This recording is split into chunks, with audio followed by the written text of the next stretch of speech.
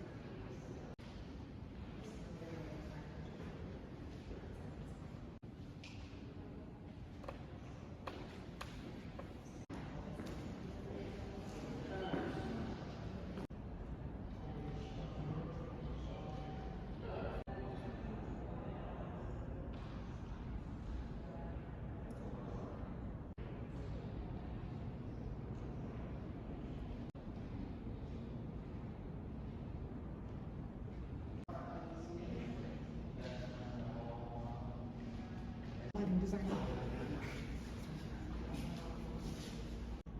Very interesting. We look like we sat there at their studios for the longest time, and then we ended up with.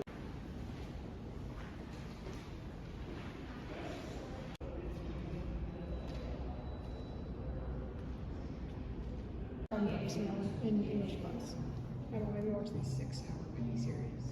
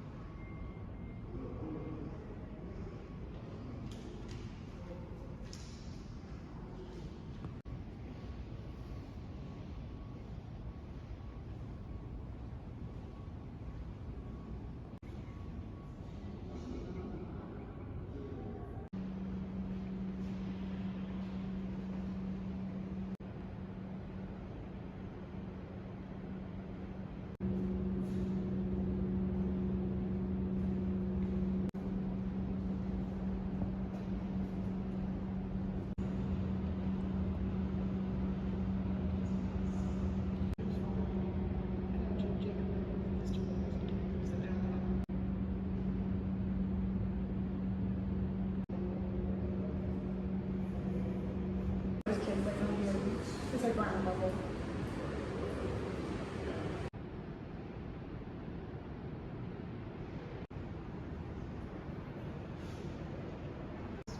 So the color that their signature is the last color they used.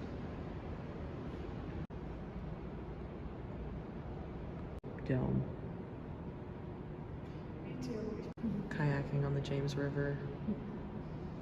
Well, and many people worry that the bright flames would damage their eyesight.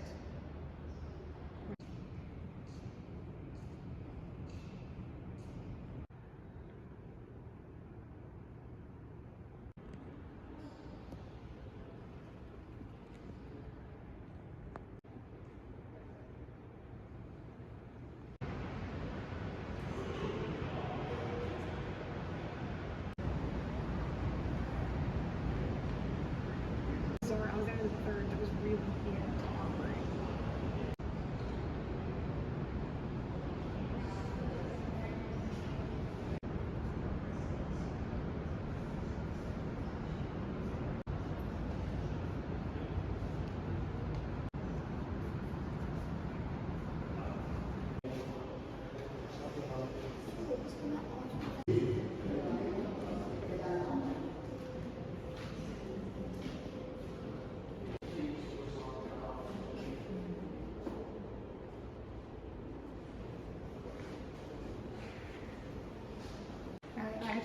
school classics.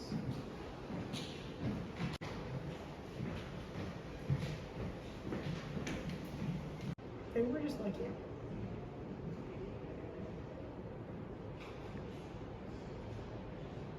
Just think about it. The book out. Trash can.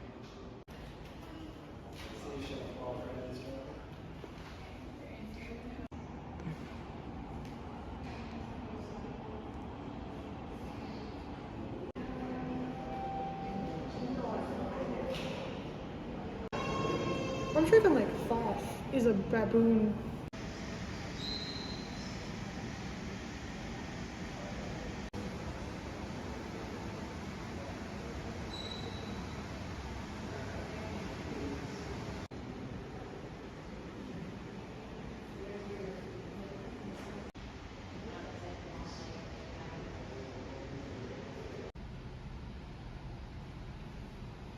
All those cats know what.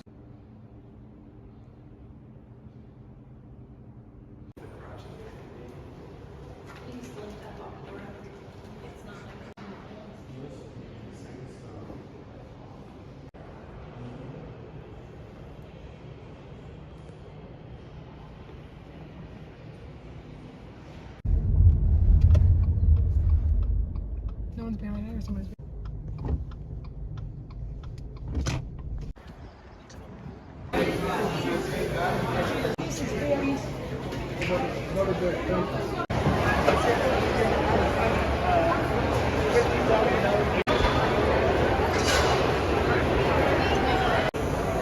yeah.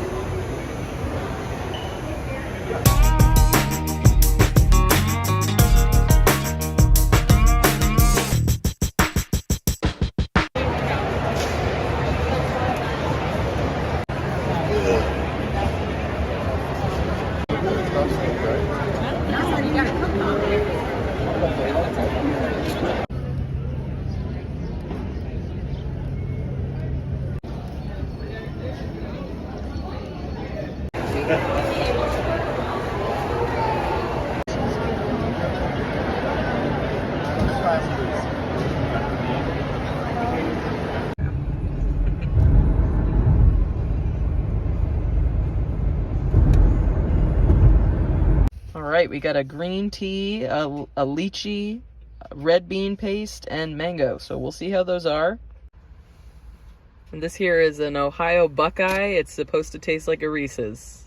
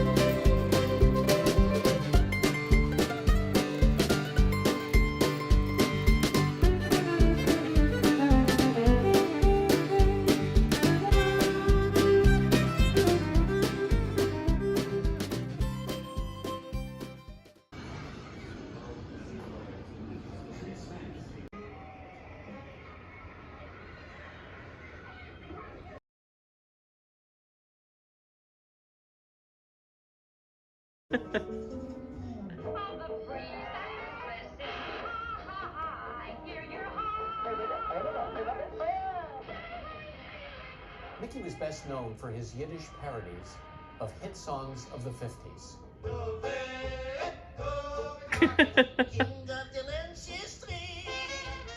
Interesting.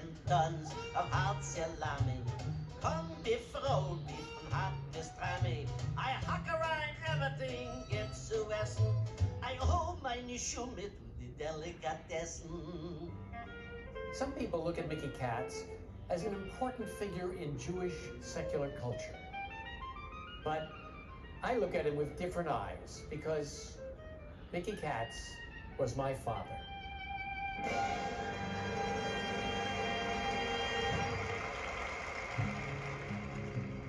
When I was 9, I had my first stage role at the Cleveland Playhouse. I was Pud in the play On Borrowed Time. Some of my favorite memories are of the Playhouse in Cleveland, for which I will always have an enduring affection and special place in my heart. We're here in a new theater in New York City. You know, the theater can tell you a lot about life. At the turn of the century here in New York, and in many cities around the country, one of the most important entertainments for recent immigrants was the Yiddish theater. Newly arrived Jews were hungry to hear the Yiddish of the old country. Mama Loshen, they called it, the mother tongue. Yiddish theater was very popular in Cleveland, a city which embraced all forms of theater. The Cleveland Playhouse, founded in 1915, is still the country's longest running and largest regional theater complex in the nation.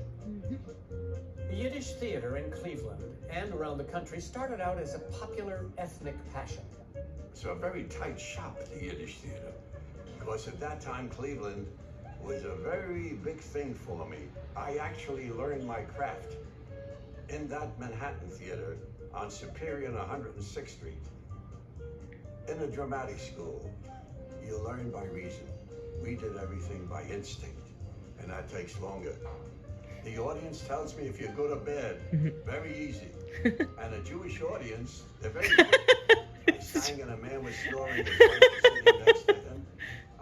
I stopped the music, they heard the snore, naturally people were laughing. I said, "Lady, is that your husband over there?" She says, "Yes." "He's snoring, it's disturbing my singing. Do you mind waking him up?" She says to me, "You wake him up, you put him to sleep."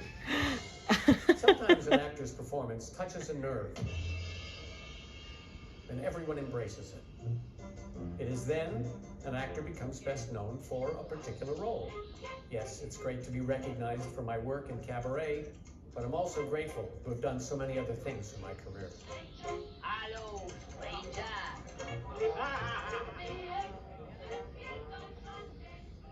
Music can unleash a flood of emotions. The famous Jewish composers of Broadway, Irving Berlin, Richard Rodgers, Stephen Sondheim, Kander and Ebb, to name a few, played audiences like a tune. Nothing brings back memories like the power of a show tune. Business like no business I know. Needle on his fiddle, play some ragtime, and then say we heard him play. Oh, how I hate to get up in the morning. Night and day. Oh, to Tahoma every night, my honey lamb and I. But I lose all luster when with a Bronco buster, oh, you can't get a man with a gun. It's a good place. If you're a white in America.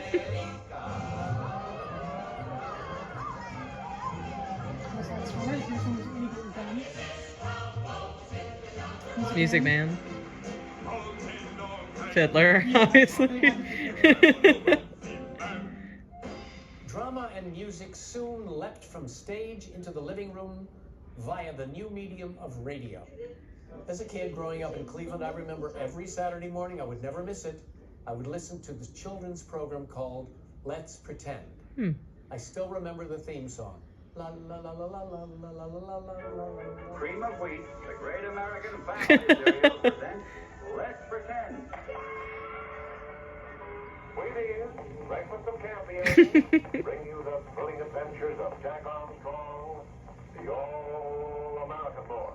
Yukon King, swiftest and strongest lead dog of the Northwest, breaking the trail for Sergeant Preston from King. Who knows What evil lurks in the hearts of men? Only the shadow knows. It's called The Shadow. It's like a thriller radio program. Across cultural barriers. Take klezmer music. My very old It's had a math huge teacher would mainstream revival. reference it. One very hip performer who fell in love with klezmer is the great jazz clarinetist Don Byron, who absolutely worshipped my father's music. He was a solid player. He had technique. He had a good sound. What klezmer music is, it's about varying melody. It's not about out-and-out improvisation, but there's a way to play it where you show yourself to be chord savvy. He's a great musician to me, but it wasn't just like he was a singer or he was a player. He was a real comedian in certain kind of ways, and so his thing had a vibe.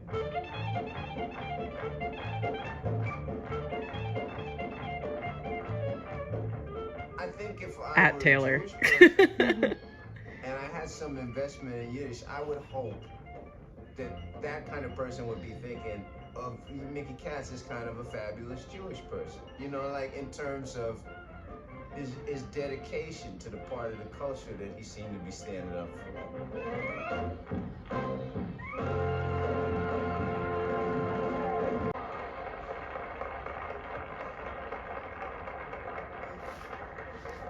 Now, every city had low-power radio stations which played the music of immigrants. WEVD, New York. WLPA, Brooklyn, New York. WCNW, operating on a frequency of 1,500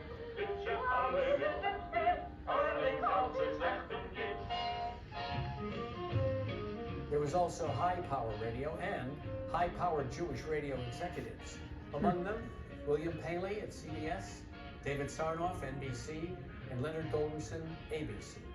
They brought Jewish mainstream performers like Jack Benny, Gertrude Berg, George Burns, Fanny Brice, Ed Gwynn, Eddie Cantor, and many more to the entire nation. And speaking of Eddie Cantor, years later, he saw me when I was 16 years old and gave me my first big break on television, the Colgate Comedy Hour. But that, as they say, is another story.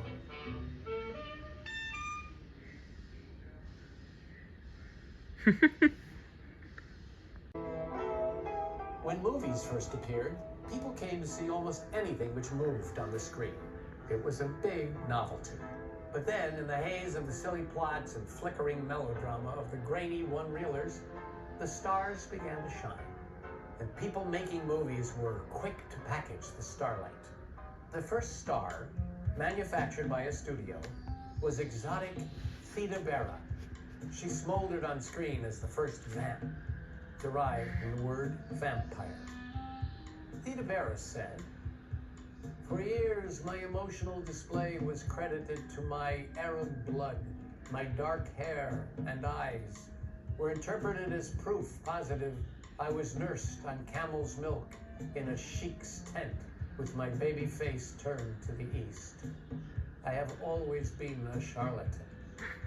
In real life, she was the daughter of a Polish Jew and grew up in the Cincinnati suburb, and her real name was Theodosia Goodman. The Hollywood studio bosses created their own larger-than-life personas. Given the rampant anti-Semitism of the time, it was not surprising that Samuel Goldfish changed his name to Samuel Goldwyn. Let's take a look at these powerful portraits. Louis B. Mayer, Harry and Jack Warner, Harry Cohn, Irving Thalberg, David O. Selznick.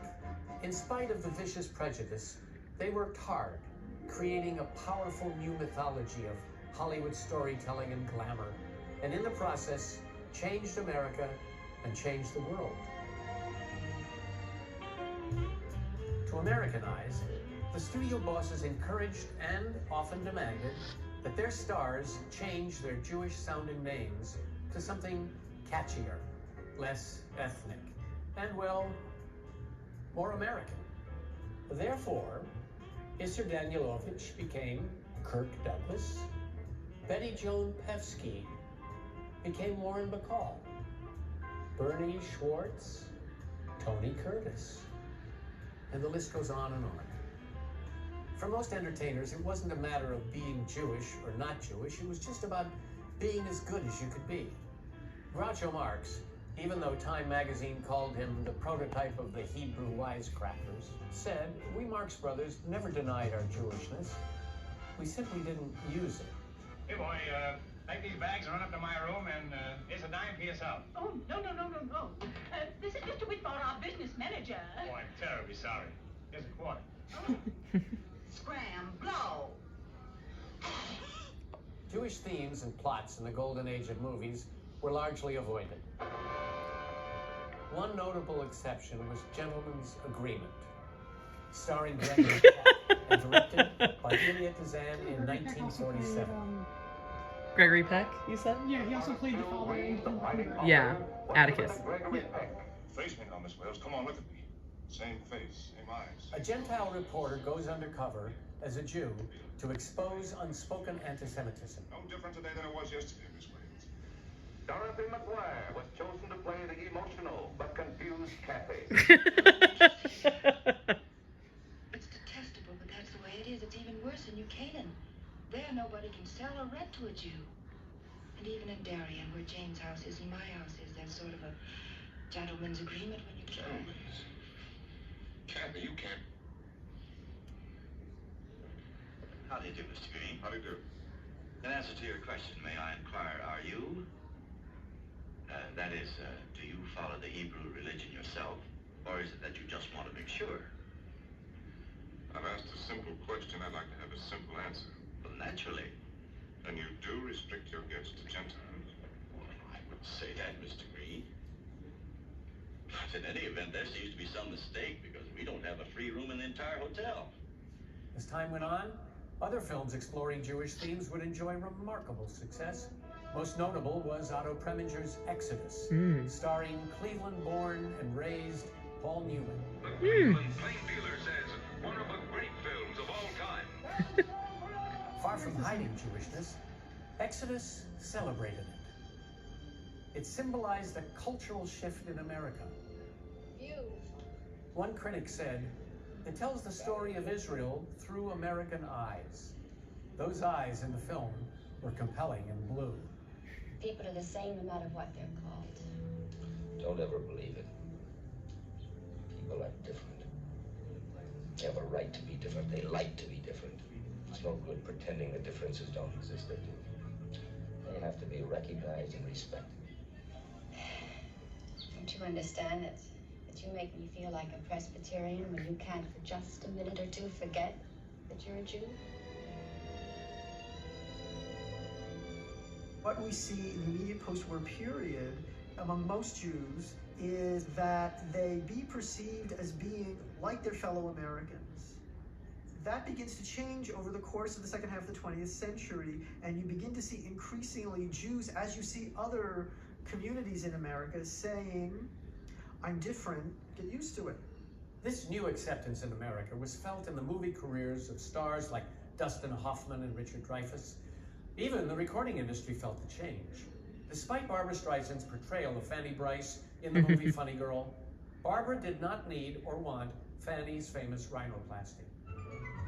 Is a nose with deviation such a crime against the nation? Should I throw her into jail or drown my hat? I'd rather be blue over you than be happy with somebody else. She instead embraced her Jewishness, and America and the world embraced her back.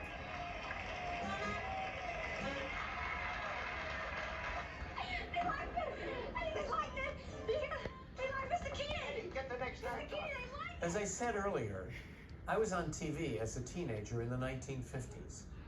Just as movies had their golden era, so did TV. One show our family and the country never seemed to miss was Your Show of Shows. With writers like Mel Brooks, Woody Allen, Mel Tolkien, and Sid Caesar, no wonder we all tuned in. I love it. I'm going to be greedy and take two.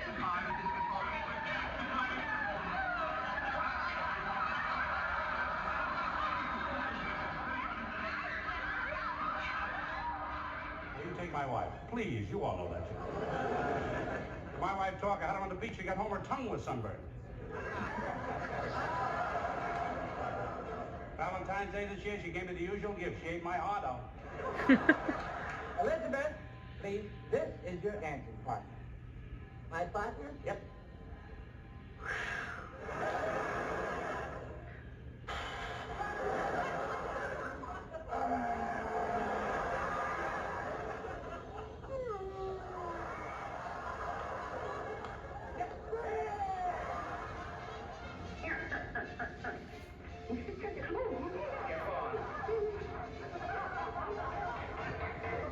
Wave your ear.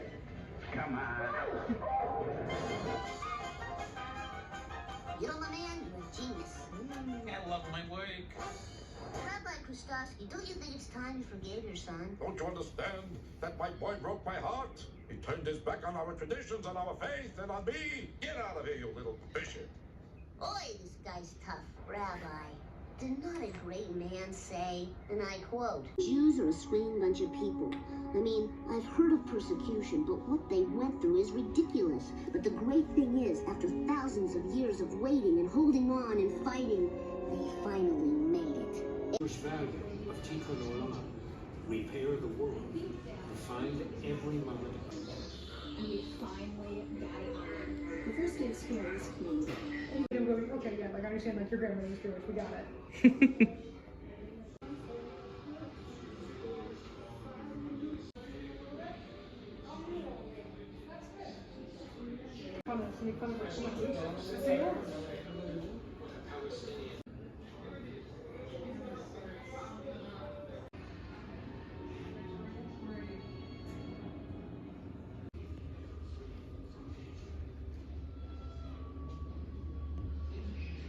Said not once but many times that I have seen war. Different people in the room. We have the secret chairs. That is, Jews surviving from what war years hidden by Nazi shutdowns in Germany.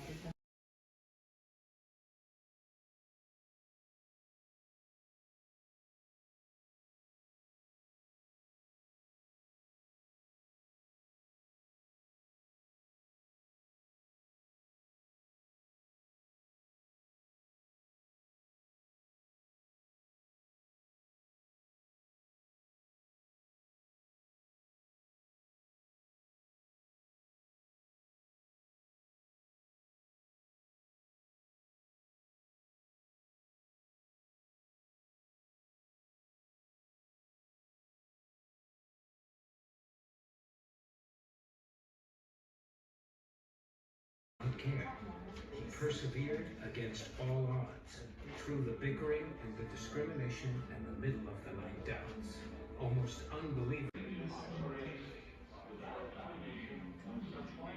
Be right of how to live. Nonetheless, I think it's important.